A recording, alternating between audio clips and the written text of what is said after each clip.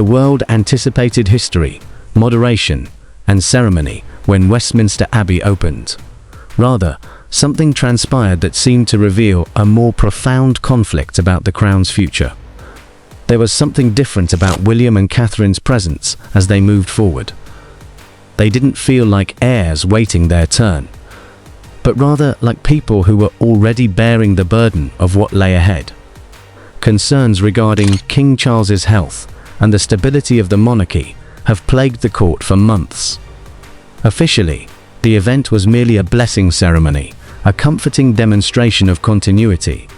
However, the royal family's positioning appeared to convey a different message. The future was already set up. William had a calm, collected, and clearly serious expression. His youthful restlessness had been replaced with years of expectancy. Queen Elizabeth II had taught him patience, and his father had taught him discipline. He seemed more at ease now with the duty that lay ahead. Catherine exuded a new type of power next to him. Her image had shifted following her challenging return to public life. She was no longer just the subdued future queen who stood next to William. She seemed more determined, more methodical, and more conscious of the comfort her presence could offer. But suddenly the focus changed. Suddenly, it was hard to overlook one location. Camilla had not shown up as planned, despite being supposed to enter with the monarch as a gesture of togetherness. Even a slight discrepancy could draw notice in a ceremony that is centered on accuracy. Her absence also seemed to raise a troubling question for those observing the family's internal relationships. Was the monarchy truly as cohesive as it pretended to be? After Queen Elizabeth II's passing, Camilla had to wait years to become a member of the royal family. As queen consort, she had developed a distinct identity and was committed to giving her role significance. But there had always been a convoluted family background around her relationship with William. On the outside, the atmosphere inside the abbey remained serene. Beneath that serenity, however, the meticulously crafted illusion of unity seemed more and more brittle. Subsequently, the ceremony started to deviate from the script. The abbey echoed with the sound of bells. The clergy got ready for the next section of the liturgy. Officials observed every action. Because symbolism is almost as important as words in a location like Westminster Abbey, the royal family had spent months organizing everything from seats to entrances. The massive wooden doors then opened. The urgency with which a figure arrived instantly altered the mood. Apparently unwilling to take the planned quieter path, Camilla continued forward. Her approach attracted attention, since it put her squarely in the middle of a room where William and Catherine were standing, their faces clenched. The clergy faltered. Suddenly, the service's meticulously regulated cadence seemed erratic. William didn't move much. The strain was evident in even the smallest details, but his posture remained disciplined. Catherine also observed the disturbance. Instead of responding dramatically, she maintained her composure, letting a quick look convey what words failed to. The moment that completely altered the ceremony's mood then arrived. Camilla seemed to approach the hallowed space and speak urgently to people in the vicinity. Even though the public could not hear everything, the disturbance was sufficient to throw off the service's rhythm. A strange silence descended upon Westminster Abbey for a few moments. The ritual was meant to convey continuity, so the stillness was important. Rather, it seemed to show a conflict for influence, exposure, and importance. King Charles also took notice. He realized that an uncomfortable entry was not the only issue. There was already pressure on the monarchy to project stability. Any public fracture ran the possibility of becoming a symbol of something far bigger, particularly during a ceremony intended to reassure the country. The monarch did not become enraged. He responded coolly. The strained atmosphere persisted as the service resumed. Charles seemed to realize that the situation had given him a chance to clarify something. The monarchy's authority could not be based on rival personalities. It has to be determined by obligation and the institution's destiny. The symbolic gesture that would dominate the narrative then appeared. Charles made his way to the sanctuary. There was no speech, no grandiose declaration, and no attempt at spectacle. However, his gesture seemed to draw attention back to William and Catherine, which gave it great significance.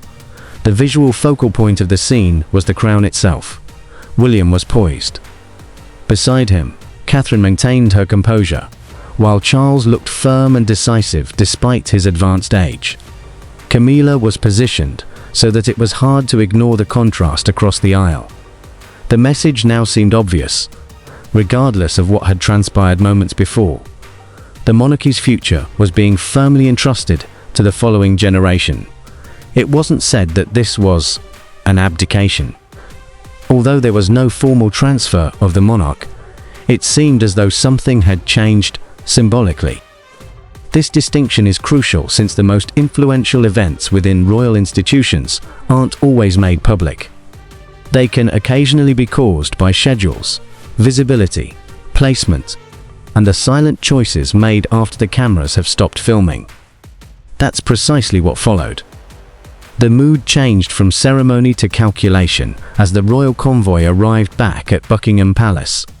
The Westminster Abbey incidents were no longer just an awkward moment inside the palace.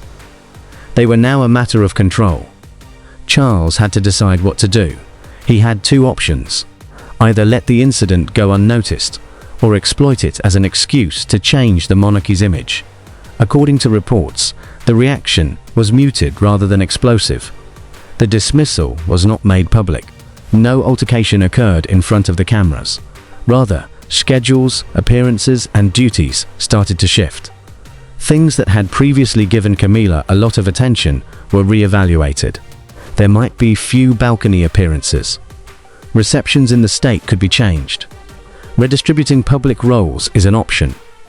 Although her title persisted, it seemed to have less of an impact. And because it is clear when someone is removed from a job, that distinction makes the change much more important. It is much more difficult to detect, and possibly much more potent to lessen their influence covertly. In the meantime, William and Catherine were positioned nearer to the heart of the public operations of the monarchy. They were no longer only there to symbolize the future. They were increasingly seen as the ones who could maintain the institution's current stability.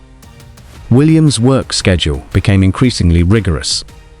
His duties progressively included briefings, diplomatic information, security updates, and media strategy. The waiting period was starting to change. William was more than just getting ready for a potential crown years from now. While his father remained king, he was learning how to use power. As his role changed, so did Catherine's. There was another source of her power. She could influence public opinion without coming across as demanding. At a time when the monarchy required all three, her appearances stressed stability, warmth, and continuity. Together, William and Catherine provided the palace with a distinct vision of the future, which it sorely needed. And another shift became more apparent as they got more visible.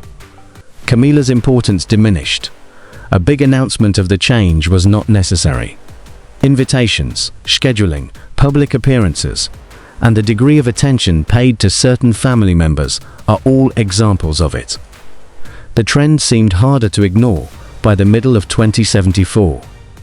A new rhythm was emerging in the monarchy. Charles was still in charge at the top. William became more and more a symbol of the future. Camilla seemed to be drifting away from the center of that image, while Catherine improved the public relationship between the organization and the populace.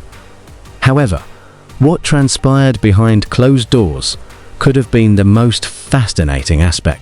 Rarely do royal institutions undergo quick changes. Through hundreds of tiny choices, they transform. There's a desk. An advisor gets swapped out. One office receives a briefing prior to another. The order of speaking shifts. A subtle signal is sent by a seating arrangement. A patronage is transferred. These details don't seem like much on their own. When combined, they can totally change the balance of power that seemed to be taking place among the royal family.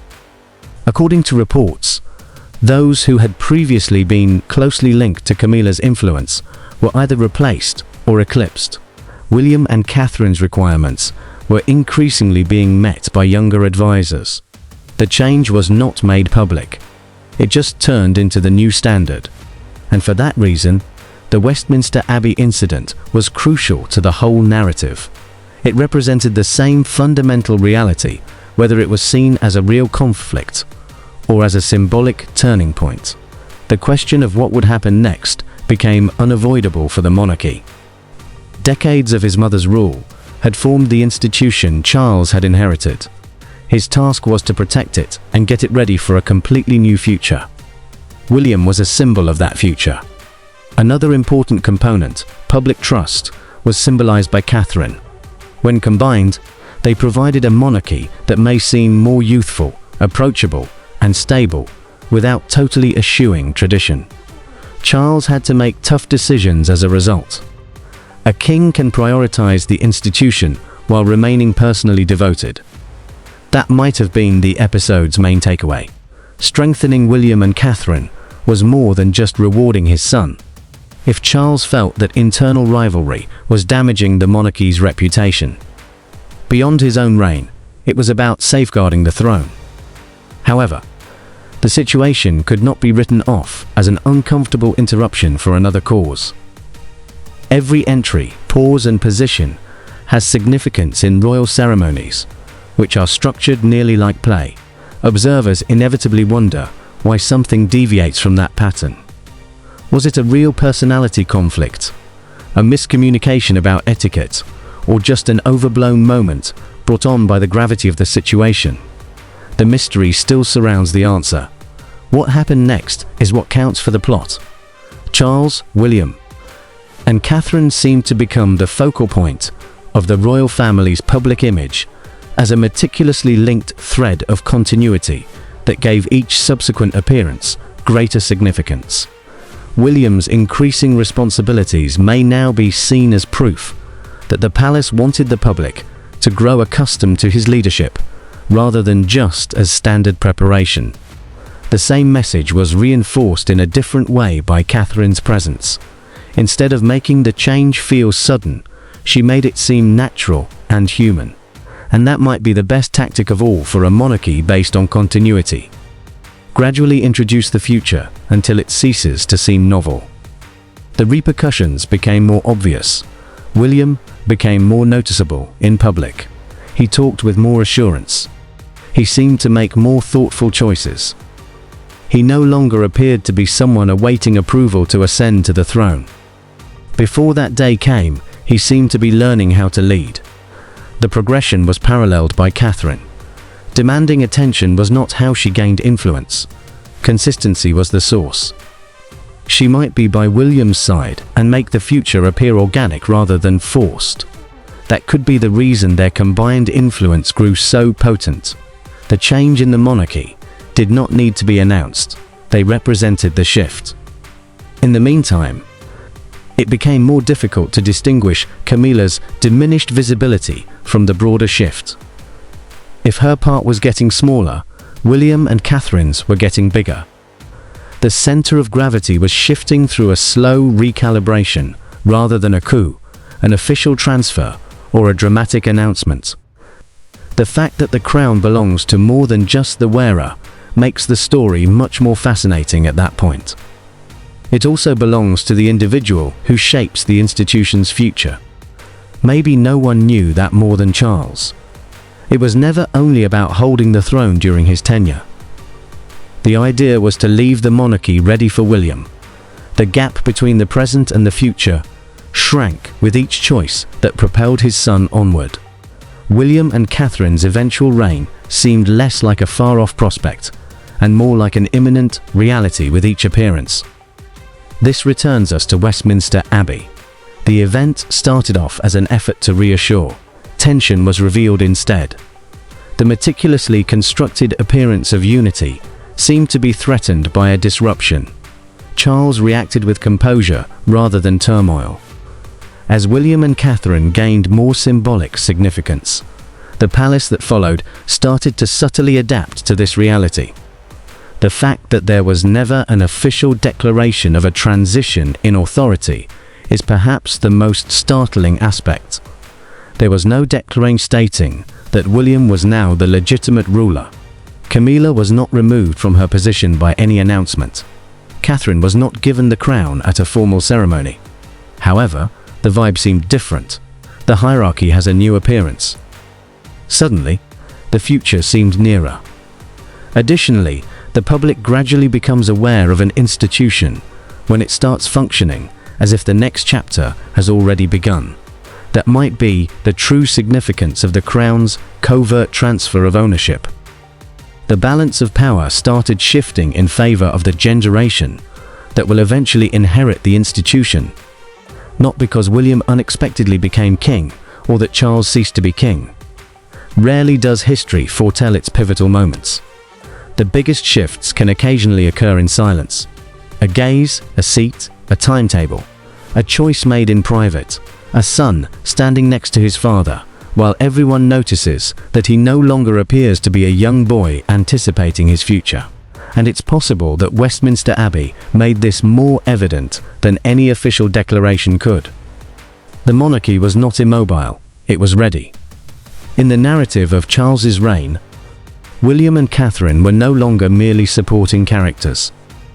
They were emerging as key players in the subsequent narrative. The most crucial question is no longer whether William will eventually inherit the throne, if the circumstances surrounding that ceremony actually signaled a change. It is the extent to which he is already influencing the future of the monarchy. Because when a crown is placed on someone's head, authority does not always transfer. Occasionally, it shifts as a result of self-assurance, accountability, visibility, and the silent recognition that the future has already begun. What, in your opinion, did Westminster Abbey actually disclose about the power dynamics inside the royal family? Was it just a ceremonial moment of tension? Or did it hint to a much more significant aspect of William and Catherine's expanding role? Stay tuned for the next episode of this developing royal story and share your comments with us.